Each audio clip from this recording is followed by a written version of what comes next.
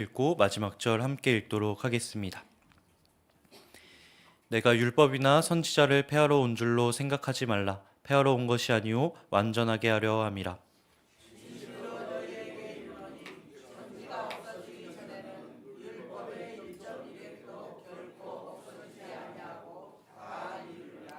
그러므로 누구든지 이 계명 중에 지극히 작은 것 하나라도 버리고 또 그같이 사람을 가르치는 자는 천국에서 지극히 작다 일컬음을 받을 것이요 누구든지 이를 행하며 가르치는 자는 천국에서 크다 일컬음을 받으리라.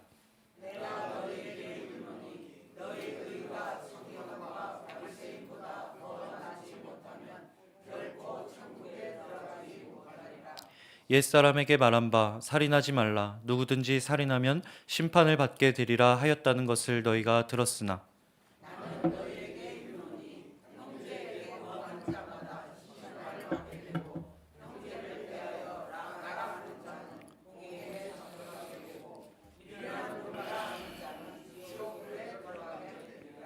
그러므로 예물을 제단에 드리려다가 거기서 내 형제에게 원망 들을 만한 일이 있는 것이 생각나거든.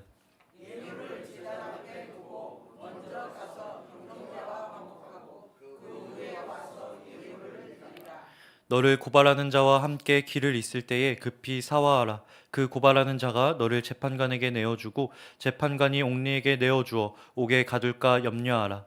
진실로 내게 이르노니 내가 한 푼이라도 남김이 없이 다 갚기 전에는 결코 거기서 나오지 못하리라. 아멘. 오늘 말씀 17절에 예수님은 의미심장한 말씀으로 말씀을 시작하시는 것을 보게 됩니다. 내가 율법이나 선지자를 폐하러 온 줄로 생각하지 말아라. 여기 율법과 선지자는 무엇을 가리키냐면 구약 성경을 가리킵니다. 그런데 당시엔 성경이 구약 성경밖에 없었으니 지금 예수님은 성경 전체를 말씀하고 계신 겁니다. 예수님께서는 내가 성경을 무너뜨리려고 온 것이 아니다라고 말씀하고 계신 거예요. 오히려 그 말씀을 세우기 위해 왔다고 말씀하고 계십니다. 예수님은 왜 이런 도전적인 메시지로 말씀을 시작하셨던 것일까요?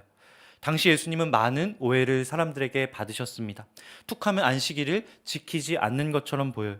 죄인들과 어울리시는 것처럼 보입니다. 그게 사람들이 보는 모습이다 보니 당시의 경건한 자들, 전통을 잘 지키던 자들이 이렇게 질문하게 되는 겁니다.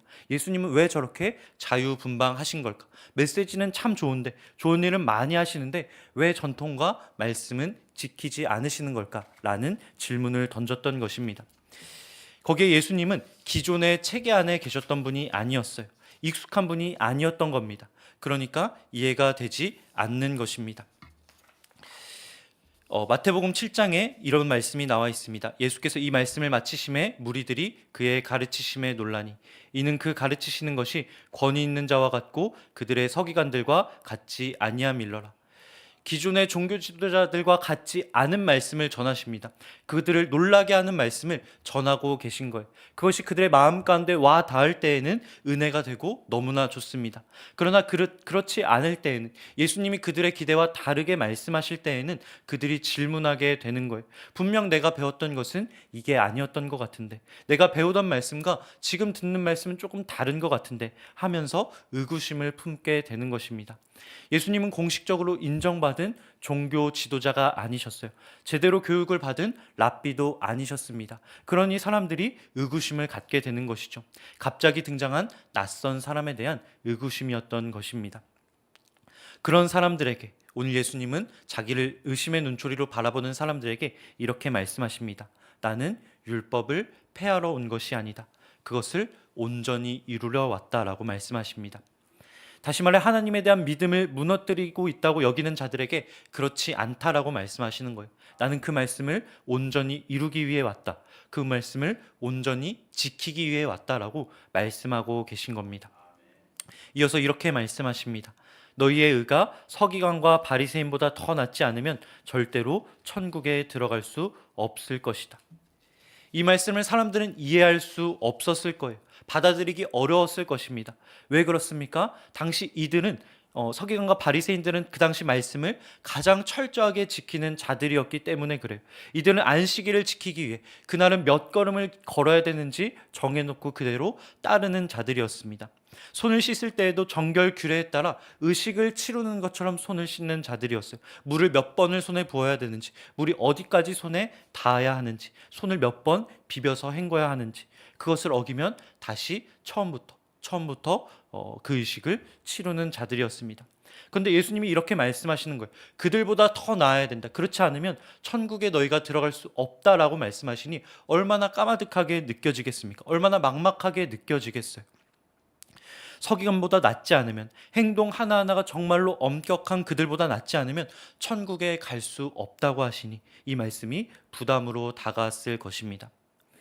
거기에 평소 예수님을 생각해 보면 더 이해가 되지 않았을 거예요. 말씀드렸듯 자유롭게 사는 분이었습니다. 안식일 규정에 반하는 행동을 하셨어요. 병자들을 그냥 만지시고 누구보다 규례에 얽매이지 않는 분이 그런 말씀을 하니까 이해가 되지 않았던 것이죠. 그러기에 주님은 좀 더 자세히 이렇게 말씀해 주십니다. 옛사람에게 말한 바 살인하지 말라. 누구든지 살인하면 심판을 받게 되리라 하였다는 것을 너희가 들었으나. 이 말씀은 그 자리에 앉아있던 사람들 모두가 잘 지키던 말씀이었습니다. 그들이 그토록 존경하던 모세가 주었던 그 말씀이었어요. 십계명에 나오는 말씀이었습니다. 이 말씀은 종교 지도자들뿐 아니라 일반 유대인들도 잘 지키던 말씀이었어요. 살면서 살인할 일이 그렇게 많지 않기 때문에 그렇습니다. 그런데 주님은 이 계명에 대해서 이렇게 말씀을 덧붙이십니다. 나는 너희에게 이르노니 형제에게 노하는 자마다 심판을 받게 되고 형제에 대하여 나가라 하는 자는 공회에 잡혀가게 되고 미련한 놈이라 하는 자는 지옥불에 들어가게 되리라. 살인하지 말라는 이 계명을 통해 우리에게 주신 하나님의 1차적인 뜻은 분명합니다. 생명을 파괴하지 말라는 거예요. 손에 피를 묻히지 말라는 것입니다. 유대인들은 이 말씀을 잘 지켰어요. 정직하게 문자적으로 잘 따르며 지켰습니다. 칼을 들지 않고 피를 흘리지 않으면 살인자가 아니라고 생각했을 거예요. 그런데 주님은 이 계명을 더 적극적으로 깊이 적용하기 시작하십니다. 너희의 행동에서 멈추지 말라고 하세요. 계명을 문자적으로 적용하는데 그치지 말고 그 행동이 시작되는 너의 마음까지, 그 깊숙한 영혼까지 들어가라고 말씀하시는 것을 보게 됩니다. 여기 라가, 다시 말해 미련한 놈이라고 하는 말은 절대 심한 욕이 아니에요. 일상적으로 주고받을 수 있는 농담 같은 이야기라고 합니다. 그런데 우리가 무심코 던지는 그 가벼운 말, 가벼운 언행, 그것이 살인으로 볼 수 있다라고 하는 것입니다. 주님은 그 역시 죄라고 말씀하고 계신 거예요. 그건 역시 살인이라고 말씀하고 계십니다. 칼로 사람을 치는 것뿐만이 아니라 말로 사람을 가볍게 무시하는 것도 살인과 마찬가지 행동이라고 말씀하고 계신 거예요. 왜냐하면 그 안엔 상대를 하나님의 형상으로 여기지 않는 마음이 들어있기 때문에 그렇습니다. 하나님이 소중하게 여기는 그 존재를 가치 없다고 여기는 마음이 들어있기 때문에 그렇다라고 하는 거예요. 칼을 들고 사람을 해치는 것은 큰 죄입니다. 그러나 그 상대를 나의 마음속에서 밀어내고 그에게 분노하고 그 존재를 깎아내리는 건 역시 그를 죽이는 거라고 말씀하고 계신 거예요. 하나님 앞에 결코 작은 죄가 아니라고 말씀하고 계십니다. 비록 그 생명이, 눈에 보이는 생명이 파괴되지 않는다라고 할지라도 그 영혼의 마음이 상하게 되면 그 영혼을 죽인 것이나 마찬가지라고 말씀하고 계십니다. 비록 내 앞에 생명이 파괴되지 않는다라고 할지라도 내 마음에 분노와 미움이 있으면 그것은 이미 사람을 죽인 거라고 말씀하고 계신 겁니다. 내 앞에 사람뿐 아니라 그것은 나를 죽이는 행위라고 말씀하고 계세요.